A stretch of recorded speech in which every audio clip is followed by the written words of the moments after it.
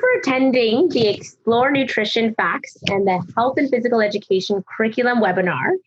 We're just going to get started right away. Awesome to see everyone joining us right now. So we're going to thank everyone who are attending right now into this Explore Nutrition Facts and the Health and Physical Education Curriculum webinar. My name is Andrea Hayfley, and I'm an ambassador with OFIA. I use the pronouns she, her, and hers. OFIA works across Ontario's education system in classrooms, in schools, and in school boards, working directly with educators, principals, school board leaders, public health professionals, and provincial stakeholders to bridge policy and practice, often in partnership, as we're doing today, with the Heiderley Foundation, whose support has made today's session possible. The Heiderley Foundation is Canada's leading foundation exclusively dedicated to enhancing food literacy. The foundation envisions a society of better informed young children and their families consuming healthier foods and beverages. As we begin this webinar, we would like to share OFIA's land acknowledgement. Our collective work takes place on traditional Indigenous territories all across Ontario. We are grateful to be able to work locally on these territories. As we move forward in these uncertain times, we acknowledge the enduring presence of Indigenous peoples on this land, including lessons they may have for us on the value of community, resiliency, cooperation, and determination. Let's go over some of the housekeeping items for today's webinar. This webinar is being recorded, and a recap blog will be developed to summarize discussions from today, and both of these will be provided to all of the registrants. Please note that we are also recording the webinar. All participants are in listen-only mode, and we will be using the Q&A feature. So if you take a look at the bottom of your screen, you'll see that feature right there. When you want to ask a question to our panelists, we ask you to use this feature to type in your question. You can choose to ask your questions anonymously, and within this mode, only our team will be able to view the questions. We invite you to move around throughout the webinar as we connect and learn together. Let's get started. This hour-long session is an open Q&A format with a registered dietitian, an elementary and a secondary educator, where you can ask nutrition questions, confirm or expose long-held nutrition beliefs, explore teaching ideas, and leave feeling empowered to help inspire your students. The session will be connected to the Ontario Health and Physical Education Curriculum, grades 1 to 8 and 9 to 12.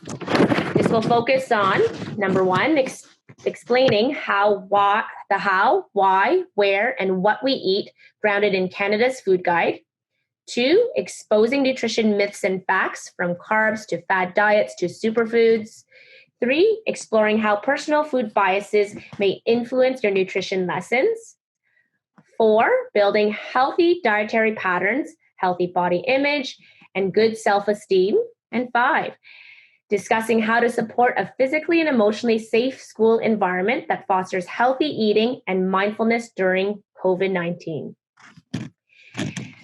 Please note that all the content found in this webinar was created for informational purposes only.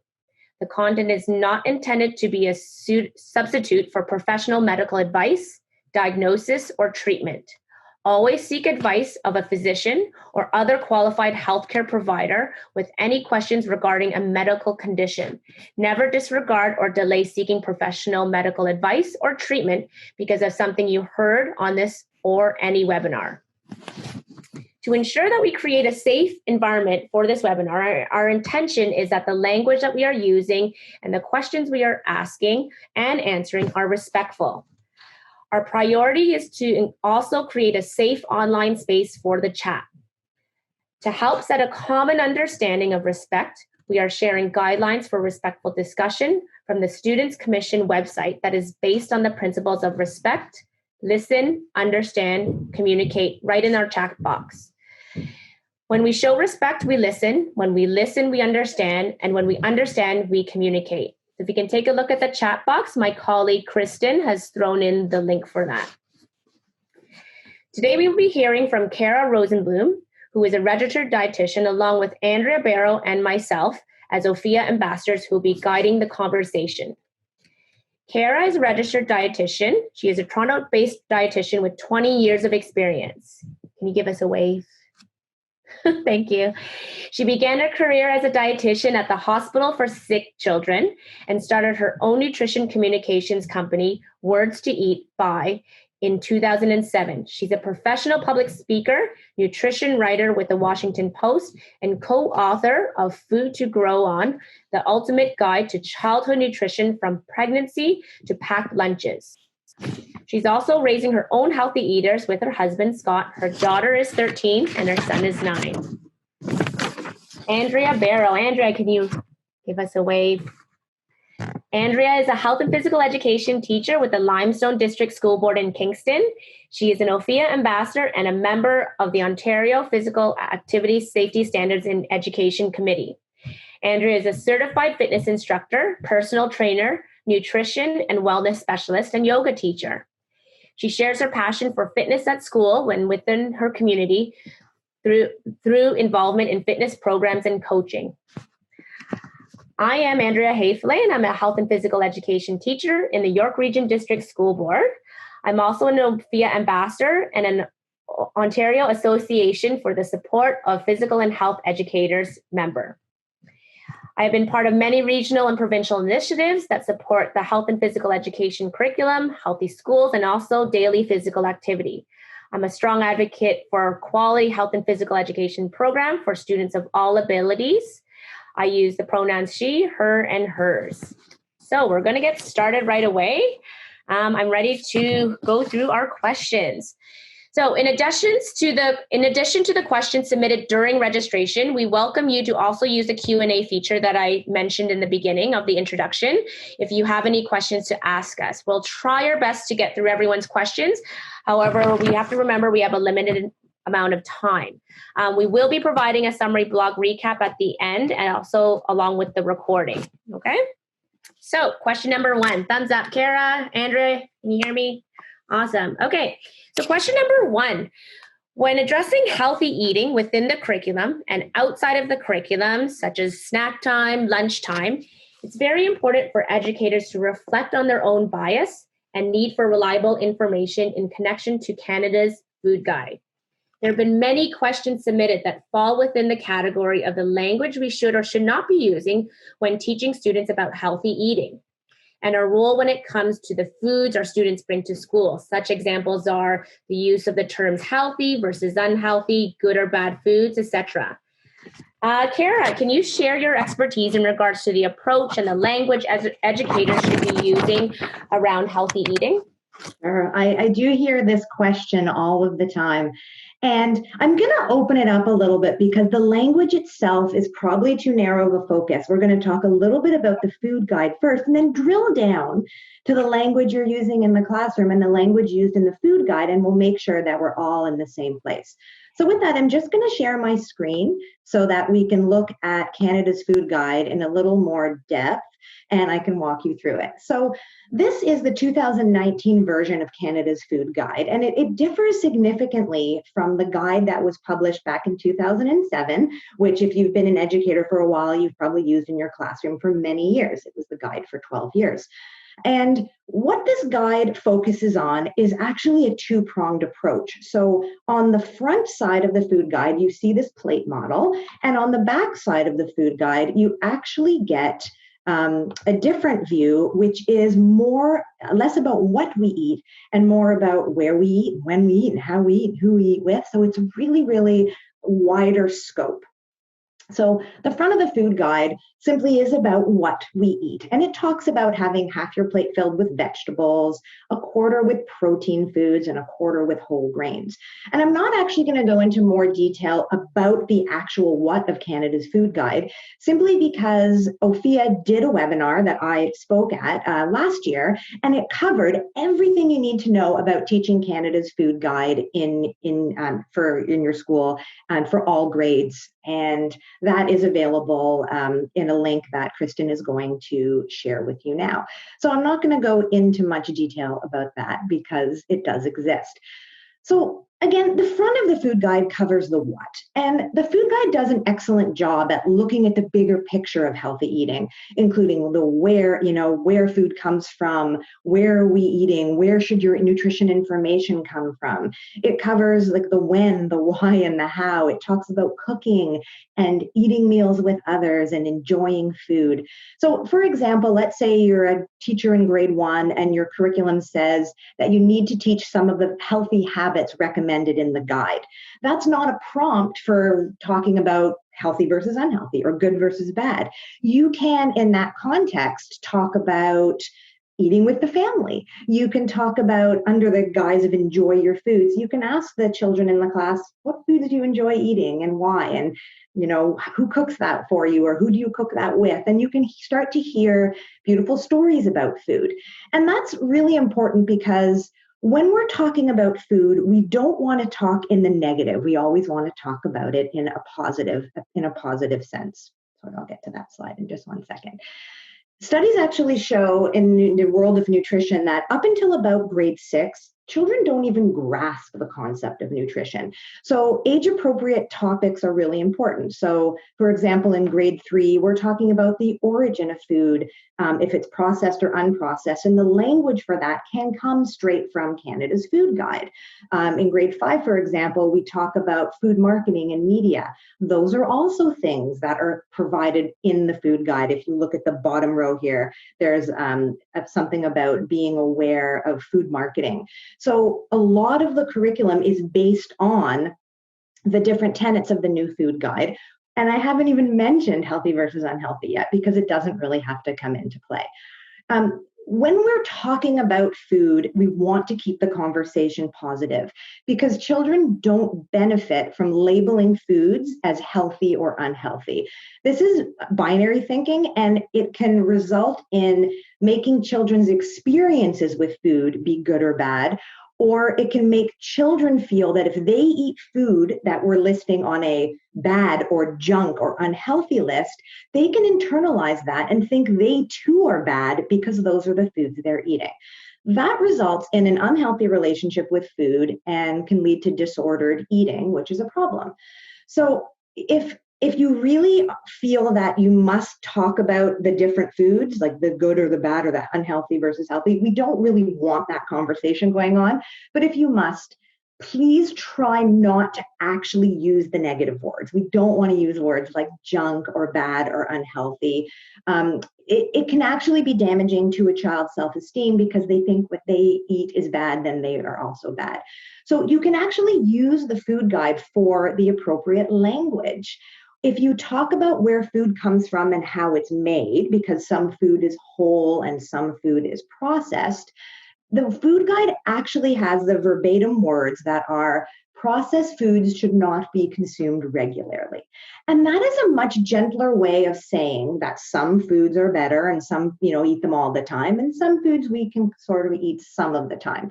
That doesn't shame any foods. It doesn't use the word bad or junk. It doesn't make kids feel bad about eating them, because they can eat them some of the time. And the reason why this is also important is because there's going to be children in many classrooms who don't really have a choice as to what they're eating. They eat whatever they're given, whatever they have access to, whatever they can afford. And for some children, there may be more ultra-processed foods. So you don't want to shame them, because you have to, not make them feel bad about what they have to eat and what's in front of them. I'm just going to stop sharing my screen and pass it back to Andrea. Thank you, Kara. No, I totally agree with you in regards to using that language, but not ignoring what we see and what the kids bring to school. Andrea, I know you come from a secondary perspective. I was wondering if you can share your expertise in regards to the approach that the language that educators are using from where you are teaching. I think it's important the way that we mentioned the food guide to work off of the food guide. So when we're teaching healthy eating units, we use the food guide a lot. And right within it, it says, eat well to live well. And, even if you just repeat that phrase and go back to what she mentioned in terms of, processed foods, eat less often, as opposed to necessarily labeling it, completely agree in terms of making sure that the kids don't feel bad about what they're consuming because they're not in control of what they're consuming. The other thing around language that I always find that's a little bit of a concern is that as an educator, if you're eating in front of the students, you might be eating in a staff room, you might be eating in the classroom, that you are a role model. So it's okay if they see that you're eating something that might be from the process group once in a while. I think we've got to be careful not to be lecturing them about what they should be and should not be eating, and to be careful in terms of how we phrase things, because a lot of times adults are on diets, they're trying different things, and the kids see that and they hear that and they start to question whether or not maybe they need to be on that. So we just need to be a little bit more, not heightened on alert, but just be aware that we're a role model for our students in and outside of the classroom, and just need to be careful with how we phrase things in terms of even referencing the food that we eat as well. Totally agree. Just in my school, I work in an elementary school, I guess in a lower socioeconomic level. Our school is categorized where it is in a community of lower income families. And many of our students either are not able to bring food to school, or the foods that they do bring to school, they have absolutely no control over. It's just whatever happens to be home at that time, and they just bring a bag of chips or bring whatever is in their cupboards, right? So just going off of what you were saying, Andrea, the topic of the language that we are all using as staff, whether we're educators, if we have any parent helpers on the call right now, our school worked in collaboration with our public health nurse. And I think having the lens of someone like Kara being able to work with our staff really helped our school when it comes to knowing what our role is as role models, right? Because our students don't come with food or no control of the food they bring, we're very fortunate to have a lot of funding at our school where we have a universal breakfast and snack program. And we use that as a hub where our examples of the language that we're using, where we are gearing it towards these programs, saying that, okay, you know what, if you don't have lunch or snack, or the students always know that there is food accessible in our school. And these are the foods that help fuel our body and be at our best for learning at school, right? I have 2 questions coming in here directed to Kara, Andrea, myself. I'm just going to read it out loud. This particular attendee says, I feel that this issue comes up a lot where a parent is on a diet and the student wants to know the information about that particular diet. Can you give an example of how to approach this? Kara, what do you suggest? Oh, Kara, you're on mute. Sorry. Okay. That. It's a complex question and no easy answer. I will say from the outset that there is no one right diet for every person. And when we are talking about diet, there are so many different things to consider. The access to food, the affordability, your medical conditions, your food preferences, there are so many things. So without knowing more about that parent's health or that parent's individual needs, I honestly don't think you have a role in telling the child about what their parent's diet is like. I think that is something that they could discuss with their parent. They could discuss with a doctor or a dietitian. They could talk to telehealth about. There are lots of ways to reach out to healthcare practitioners that are free. The access is, of course, a little bit affected due to COVID. It's not as easy to get through to a nurse or a dietitian on telehealth as it is when it's not a pandemic. But certainly, we have to keep in mind scope, and you have to ask yourself the question, do you feel well equipped to answer a question about their parents' diet? And I think it's probably something that would be better solved at home. And I guess it also depends on the grade level they're at as to how much of what you're going to tell them they're going to understand. It's very different if someone in the third grade asks about a diet versus someone in grade 12 who maybe is really in a health stream and is studying high level health and physical education, and they might understand a little bit more. So of course, it depends on where the question is coming from. Thank you, Kara. Andrea, do you have anything to add to that? This is a great question. It comes up all the time. So I'm in secondary, and it'll come up all the time in healthy eating, or even just in regular physics classes, that they're talking about a parent or an aunt or someone else at home that's on a diet. And then I always refer back to the food guide in terms of creating that balance. Now, I also preface it with the fact that, as she mentioned before, that there could be medical conditions, there could be food sensitivity, food allergies that we need to be aware of. So I do actually spend some time talking about things like gluten, and talking about it being, some people are sensitive to it, and what's an allergy versus a sensitivity, and where people choose to avoid. And there's differences between it, just to give them an understanding, and not for them to go back and lecture someone at home. But, we're dealing with high school kids, so they can make a little bit more of an educated decision, is my hope. We see a lot of this come January, right? You start off the new year and everyone's starting on a new diet. And even with my younger kids, you'll hear it with the parents around, the hockey rink, that they're starting this new diet and this new diet. And I don't think they realize the impact. The kids are listening. So yes, as an educator, I get this a lot in the classroom, but I try to approach it in terms of educating them about the food guide, letting them know that sometimes diets are short-term unless it's for medical reasons. And sometimes they're not sustainable because they're so extreme and it's taking something out of their regular diet. So I always bring it back to the food guide as an educator and kind of go from there. So I never get any parents calling me back saying that they're getting a lecture, but I just want the kids to be aware in terms of what mom or dad might be trying to attempt. Thank you, Andrea. And I like how you brought your feedback back to the Canada's Food Guide, because that should really be grounded. What we say should be grounded from the perspective of our role as an educator, and making sure that we use a language that is positive, like what Kara was saying, where we're trying to build a healthy relationship with food and trying not to have a negative connotation. So yes, approaching it gently, knowing that there is many other layers to this question, right? We're going to head on to our second question. And once again, I'm going to continue to invite our attendees to throw the questions into the question and answer feature. Our second question, there were many questions that fell under the theme of how we as educators can support the physical and emotional environment that fosters healthy eating and mindfulness during COVID-19. From your perspective, how can we find a balance in our role as educators where we are continuing to deliver the expectations with a healthy eating topic, but also being mindful of our students' diversity, such as cultural, financial background, in order to meet them where they are at? Kara? I think it's a great question. And the key really is the last few words you said, which is meet them where they're at. We know during the pandemic from research that's been done that people are responding in many different ways, and there's no right or wrong way to be during a pandemic. We know a lot of people have, changed their lifestyle. Maybe they used to work out of the house, now they're working from home, or their shifts have changed.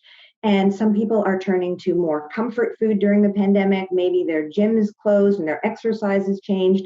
So there's some people who find that their health habits have been affected. And at the other end of the spectrum, there's people who feel they have more time to dedicate to cooking healthy foods from home, to exercising every day. And some people are really focusing on foods that support their immune system and trying to stay as healthy as possible in case they do contract COVID. So I've just talked from really one end of the spectrum all the way to the other. And that's what I say, that's what I mean when I say meeting people where they're at, because everybody is sort of in a different place. And it's not for us to judge how anybody is dealing with the pandemic. The other thing to consider is that there may be families who are struggling to get food on the table. And in a situation like this, any food is better than no food. So healthy eating right now may not be the lead message in all educational scenarios, because we have to meet them where they're at. It really depends on the group you're educating and where they're at. Because I'm sure we can all agree during the pandemic, we're eating the food we can access, the food we can afford, the food we can enjoy. And that's sort of universal right now. So we want to be extra cautious that there's no demonizing of foods, back to that language, no guilt or shame around choices that anybody is making, because we don't know everyone's situation. We really all have enough stress right now without the added layer of, maintaining healthy eating or a specific eating plan during a pandemic. I have found in all of the research I've read throughout North America, that's been a big stumbling block for many people. So it's time for compassion and not rigidity right now. And just a note on that about food security and some people not having access to food. It's important to note too that Food Banks Canada and the food bank, they have 600 food banks in their jurisdiction. They all remain open during COVID. And about 40% of the food available through food banks is fresh food. So fruits and vegetables and dairy and eggs and chicken and meat and that kind of thing, as well as 60% is packaged food. So it's important to know that those things are available if parents or families are known to you to be in need. But back to school, many of the food lessons that you've used before may have to be modified right now, especially anything to do with actually sensory food or tasting food. But there are still things you can do, of course, to keep it fun and safe. And I'll hand it back to Andrea to talk about how to actually bring this to life in the classroom. No, thank you. I'm really happy that you mentioned that, meeting the learners where they're at. And I think that goes into any areas in our teaching world, right? Knowing your learner, because with the pandemic, whether you're teaching on the virtual platform, hybrid platform, or even face-to-face, it all looks different in different environments, right? I mentioned that in my school, we have a breakfast program, and this is open before school starts. And we are flooded with about 100, even more kids last year before the pandemic began. They loved coming to this breakfast program because it was like their breakfast cafe, and it was like the hangout where students were socializing. So it wasn't just the what they were eating, but it was a time for them to connect with our team of cooks, our teachers. It was community building where the students were helping us prepare the food, deliver the food, and just for them to socialize, because many of our students in our lower income community don't get that opportunity to just enjoy eating when they are sitting down and making time to eat. So our school literally struggled and is still struggling with how do we create that socially, emotionally safe environment, but still following the COVID procedures, right? So what our administration has done is that we're going to be opening up our gymnasium and making that into our breakfast room. And our students will be having tables all socially distanced apart so that they still have this physical environment to be able to connect with each other. And I think that's what is missing for a lot of our learners who are in the face-to-face environment. But just the other day, I was connecting with a colleague who's on the virtual environment, and every Friday, her whole class and her brings the lunch in front of the screen, and they just have a casual meal together. And I think that was so lovely, like talking about knowing your learner, that the learners online don't have that face-to-face environment, but she's trying her best to make sure that these students have that enjoyment factor in eating. Andrea Barrow, I just wanted to throw this to you. I was wondering if you can share your perspective on balancing our role when we deliver the healthy eating topic, but also meeting the students where they are at.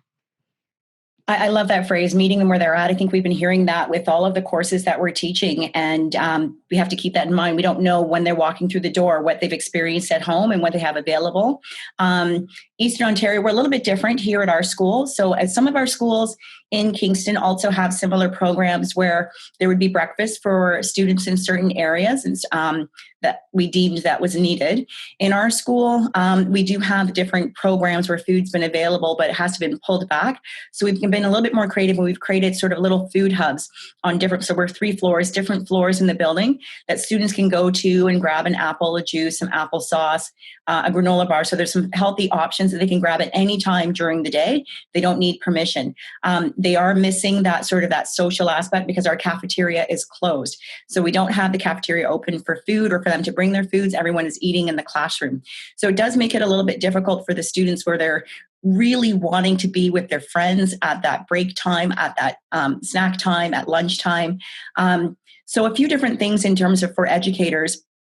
maybe even in terms of resources. School Mental Health Ontario, their website, has some different things in terms of helping students manage their stress during COVID. Excellent resources, some little posters that you can print off as well, to have in the classroom and have in the hallways, just as reminders to staff in terms of just sort of helping the kids through, because I think we take it for granted how big meal times can be at school for students, because we don't know who they're sitting down with at home. So if we can make that connection. And then on the other hand, because they are eating in the classroom, they're starting to connect with kids that wouldn't normally connect with, right? So we're keeping the high school kids in the building. They can go out at lunch, but I'm finding they're hanging together with the groups are crossing. So I'm hoping that they'll have some friendships that will go on post the pandemic, that they'll be able to maintain as well. But that resonates with me, meet them where they're at. Thank you, Andrea. And it's such a social, food it really brings everyone together. And it's really important that we need to keep the how, what, why, right? And it goes beyond just we're consuming for the sake of just eating, right? Thank you, Karen and Andrea, for sharing your expertise on that question. I'm going to move on to question number 3. Some topics within the healthy living strand need to be approached with additional sensitivity, care, and awareness because of their personal nature and their connection to family values, religious beliefs, or other social or cultural norms. Can you share some advice to educators when teaching about the influences on healthy eating? Kara, what do you feel about this? Sure. I mean, it's important to recognize that there's, foods we love, foods perhaps we don't like. It's always normal to have preferences, and it's normal in a multicultural country like ours to have different cultural beliefs around food, to have different norms around food, and that should always be seen as an inclusive thing, not in a way to exclude people. I noticed that someone in the chat box earlier posted a comment about how during something like Ramadan, where people are fasting, that could be something that brings out a curiosity in children if it's not the culture that they're from and they want to know why. So things like that are really important, to include diversity with culture and religion and those kind of norms within the classroom if it's a multicultural class. And the other thing that comes up a lot, of course, as a dietitian, that I see a lot as a problem in schools is weight bias. And so I just want to spend a minute talking about what weight bias is and a little bit about how you, as in your role as an educator and a role model, can help make your class a safer space without a weight bias. So what a weight bias is the idea that you are judged based upon your size and shape.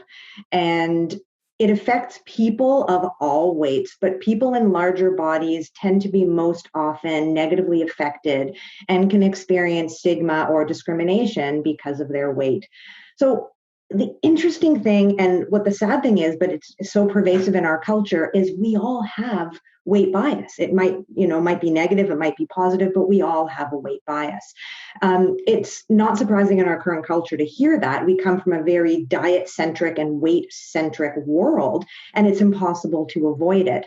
One of the things I love as a tool for you as educators, not for your students, is a weight bias test that you can take for yourself to see where you're at. It's often hard to know ourselves if we have some implicit biases towards people who are thin or who are fat, or if we bring weight bias in. So I'm just going to ask Kristen, she can put the link up to Harvard has this wonderful weight bias, implicit bias quiz. They have it for all different subject areas based on ageism, racism, but weight bias is one of them.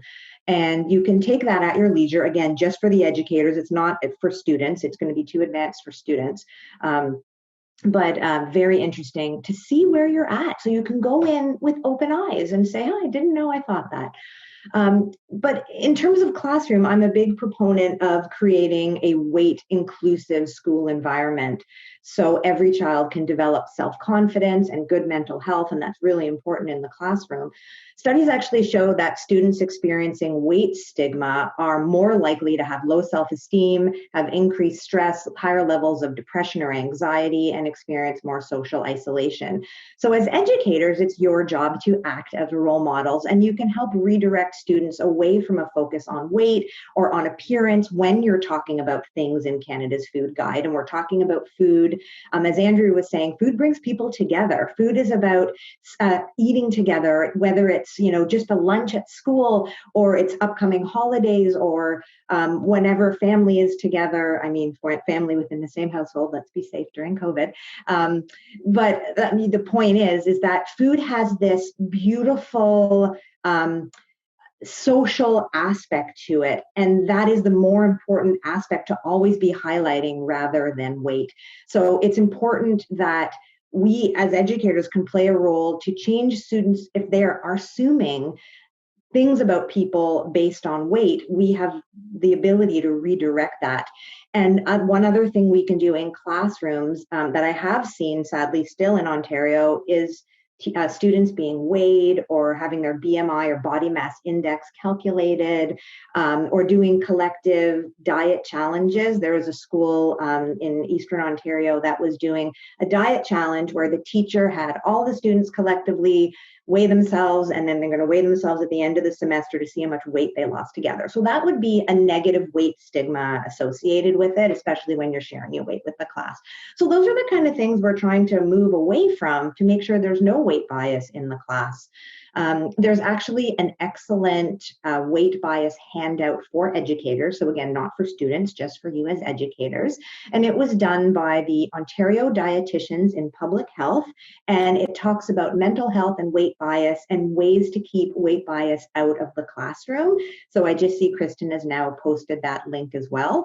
And if you want to know more about weight bias, you can definitely check out that handout. It answers a lot of questions and even answers the question about talking about healthy versus unhealthy or good versus bad food. So it covers a wide range.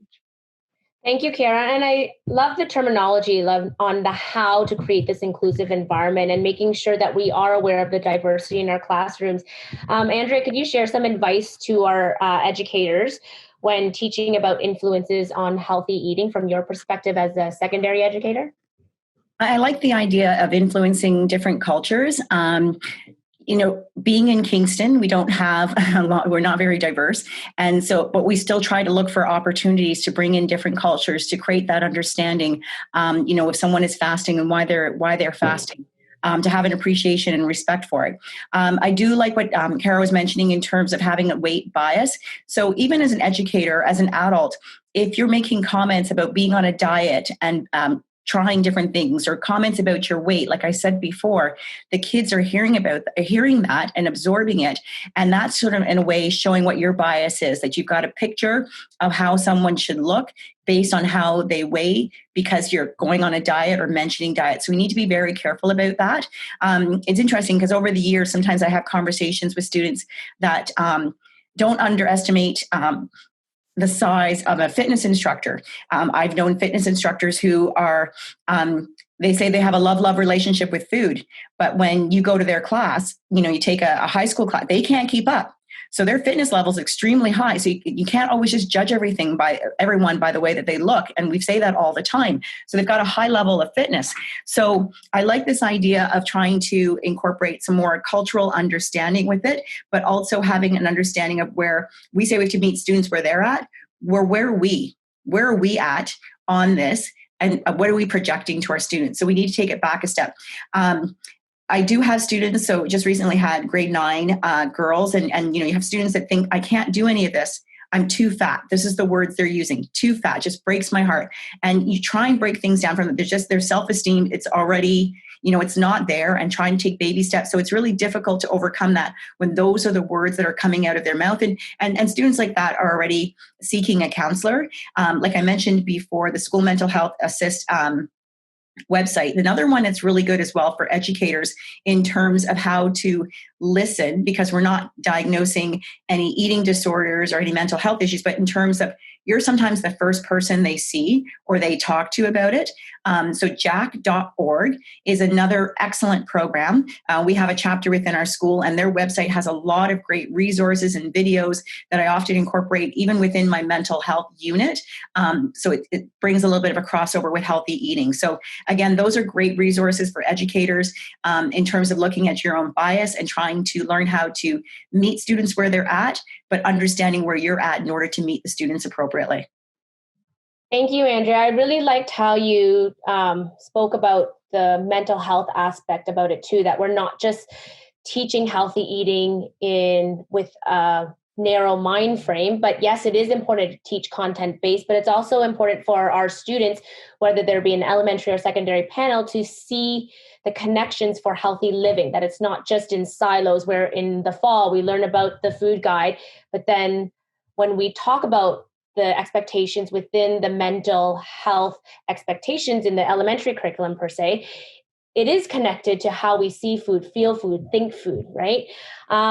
I really think that, and I totally agree with Kara, yourself, and Andrea, that it's really important for us to be aware of our role as positive role models and the language that we're using around food, because it does affect our students' perception on how they see food and the relationship that they have with it. I'm going to use a language of the healthy relationship with food, right?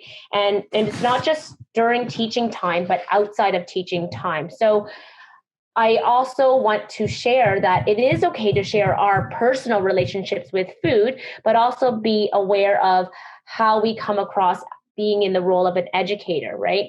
That it's not just food, but when we eat, how we eat, and why we eat what we eat, right? So for example, I train professionally for many long distance races. And when it's time to train, I do eat a lot more food during the school day. And obviously before COVID, the students would see me eating between classes or running around at recess during duty eating, but it's a good teachable moment where you can share that, oh, okay, these are the foods I'm eating. I'm eating a lot more than normal, and using that as an opportunity to talk about why I'm eating so much because I'm training at a such intense level, and just giving that perspective of saying that, you know what, it's okay to change your food intake patterns because of what we do, right? And just being mindful of when we say it, why we say it, and the language you're using as a whole, because it does affect healthy living in general, right? And Andrea, I totally agree with what you're saying in terms of like when you're training and you have to increase how much you're eating and the frequency.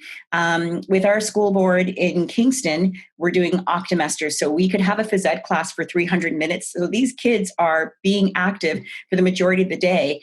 And they're surprised by how hungry they are. And I'm telling them, you need to pack more food. You're working out more. You're running more. We're doing more activities. You're never going to be moving this much in your life. And you need to eat more to fuel your body for the activity that you're doing. And I think they're just amazed that they're starving by 2:00. But I said, look at what you've done between 8:30 and 2:30 in a day. So it's the activity, increase in activity means they need to fuel more. They need to eat more. And again, that comes around the language. We don't necessarily want to be talking about calories, but just in terms of what are you going to eat that's good for your body to make sure that you're successful in whatever activity that you're doing. Awesome. Well said. I'm going to jump to question number 4 because there were many questions regarding this theme. There were many questions regarding nutrition myths and facts, such as fad diet, something that we talked about earlier on just now in this webinar within healthy eating. Kara, can you share some advice to educators on where to get reliable information when these conversations come up within our classrooms? Sure.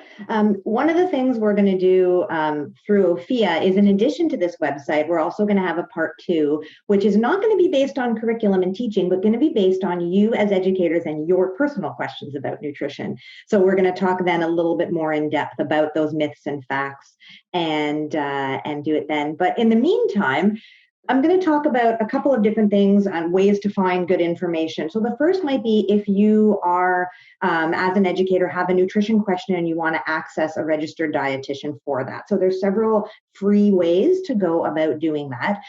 One is through Telehealth Ontario, and that is the same number you would dial to reach a nurse. So before COVID, it was press 1 to speak to a nurse, press 2 to speak to a dietitian. Now, a lot of the dietitians and nurses have been redeployed. They're working on different things. So there are still dietitians available, but the wait time obviously is going to be long because a lot of people are calling about COVID. So let's kind of put that one to the side for now. No, in normal times when the pandemic is done, telehealth dietitians are free. Call them, ask them any question you want. They'll email you resources. They're a fantastic Ontario local-based resource to find information. Local public health dietitians are also another great resource. So Kristen's going to put up a link to all of the different public health units. So depending on what school board you're in, there is a public health dietitian in your local unit. Again, some of them have been redeployed due to COVID, so the wait time might be a little bit longer than usual. The other fun thing, if you're a social media person and you happen to be on Instagram, there is a great Instagram account called Dietitians for Teachers, so the number 4. And it's 2 dietitians who are from Ontario, and they post information based on the curriculum and based on what you might want to know about teaching children about nutrition. And then Kristen's also going to post some links to websites that I think are the best sources for reliable nutrition information. So, of course, the Canada's Food Guide comes up, but as also a good are websites from Dietitians of Canada, from the Heart and Stroke Foundation. Harvard actually has an amazing nutrition source website that has really good evidence-based, reliable information. So there's going to be a list made available to you of a bunch of websites that I recommend. And then if you are looking for educational resources to actually help with lesson planning for your classroom, there's 2 Ontario-based things I would recommend. The first is Ontario Dietitians in Public Health. They have a website called Bright Bites with school resources where you earn badges for different health initiatives, and that's for both elementary and secondary schools. So there's great content on there. It's brightbites.ca. And then there's also a website called Nutrition Education and Consulting, which is 5 dietitians based in Guelph who do curriculum-based handouts, more grade 1 to grade 8 for educators to use in the classroom. And all the things I've mentioned are based on the Ontario curriculum. And I'll just take 1 minute just to call out some of the nutrition information online that you may not want to be relying on. So I'm sure it's known to people, but the internet does have a lot of kind of not so good nutrition information. So kind of my red flag is anytime you're on a website where the person giving you information is also trying to sell you a supplement or a book or something to go along and they're trying to make money off it. So off the top of my head, Dr. Oz, Dr. Axe, Mercola, Natural News, any of those ones, they've been independently studied to show that the information on their websites are not evidence-based. So they're not the ones you want to rely on. So you can stick to the ones in the chat box. Thank you, Kara. Yes, I thank you for sharing these reliable resources that teachers can go to. And once again, always grounding what we are teaching to the expectations in the curriculum. Andrea, I'm going to ask you do you have any advice to share with our educators from your secondary perspective? So there are a number of really good resources out there for educators as well to sort of go off of the links that have been provided. So depending on your school board, if they have paid into it, Curio, curio.ca, have different things in terms of news and review. I know there's one that's a good one that when the food guide came out, and they have short videos that are maybe about 12, 15 minutes long. And then they usually have a teacher document with it that you can download. And that provides you with additional extension activities, questions to ask the class before they watch the video, during, afterwards as well.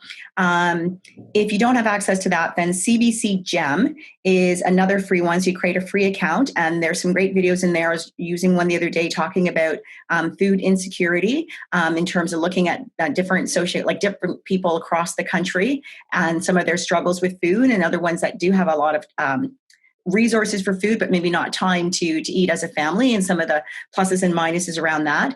And then PHE Canada is another great site that has lessons from K to 12. So they're more so like activities around healthy eating. So there's a lot of great resources that you don't have to reinvent the wheel, that they're out there. But I completely agree, making sure that you have credible sites that you're using, and that you instruct the students and teach the students, especially at the secondary level, what is a credible site. So when they get into some other courses like senior social science, they're learning about credible websites as well. But again, we get to reinforce that with the research that they might be doing in healthy eating.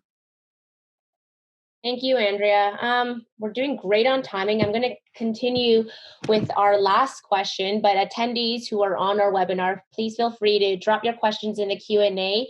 We'll try our best to answer it within the time frame that we have left on this webinar, okay?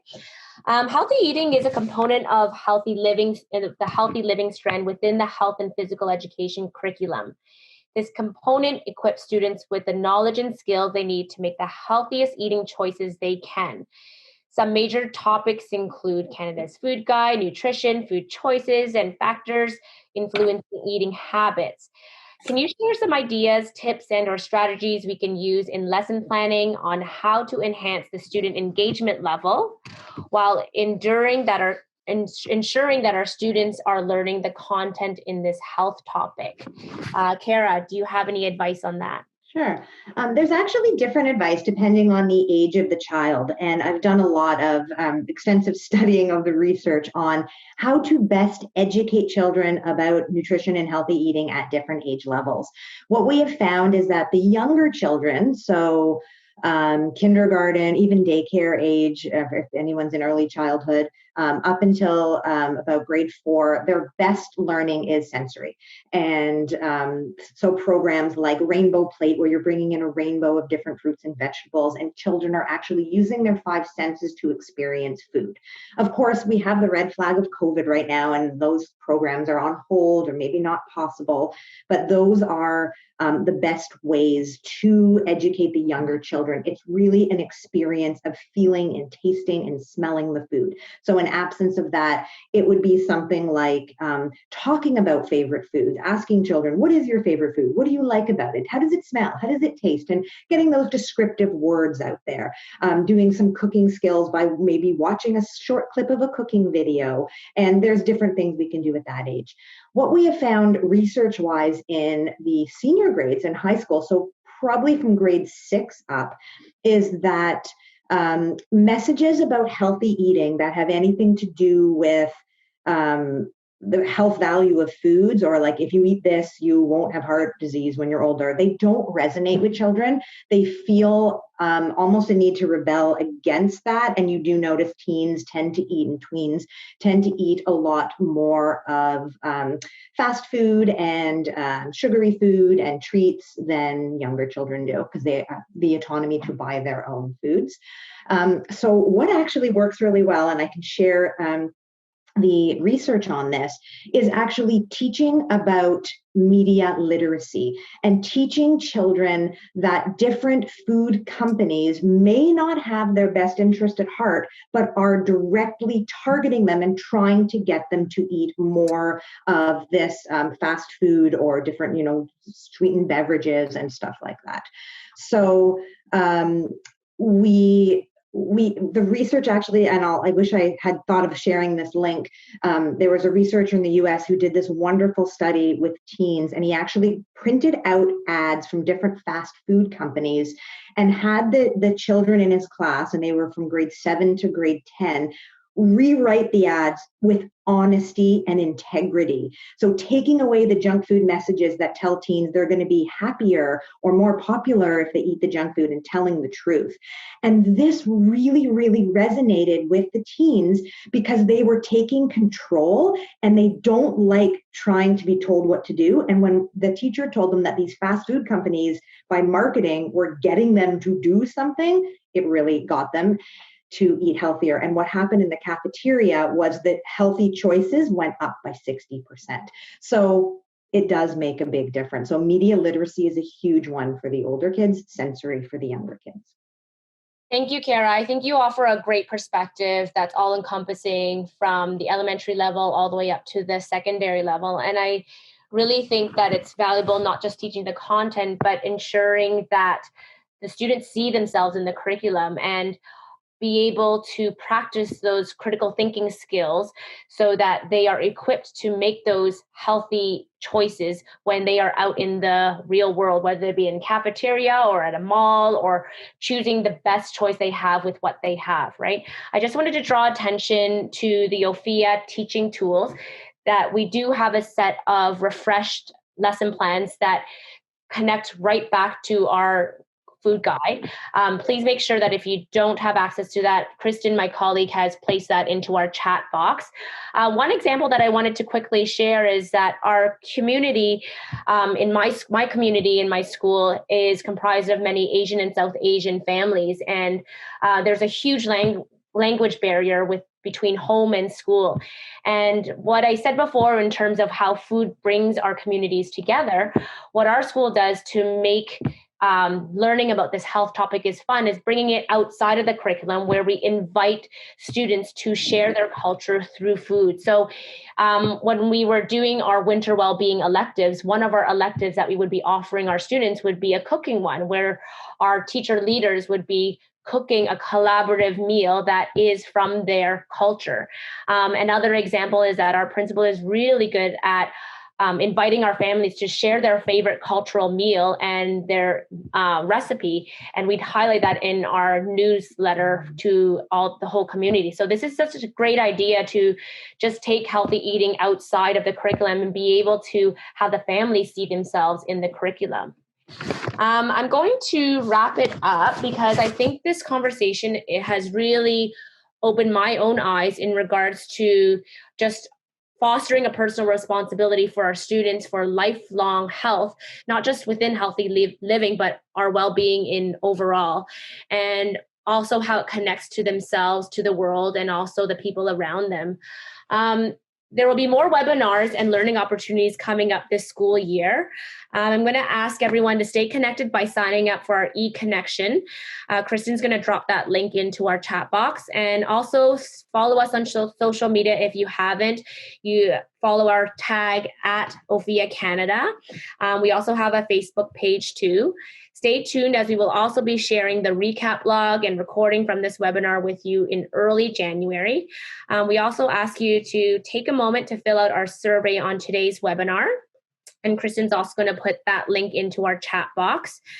Before we end this, I also wanted to share that we received an overwhelming number of questions regarding our own personal questions on healthy eating. And we actually have a very unique opportunity coming up to host a second webinar with Kara on Wednesday, December 9th at 4 p.m. More information will be shared on that, but this is a really important webinar for you to ask your questions for yourself. So I'm really excited to also attend that webinar too. Thank you to my fellow presenters. Kara, give us a big wave.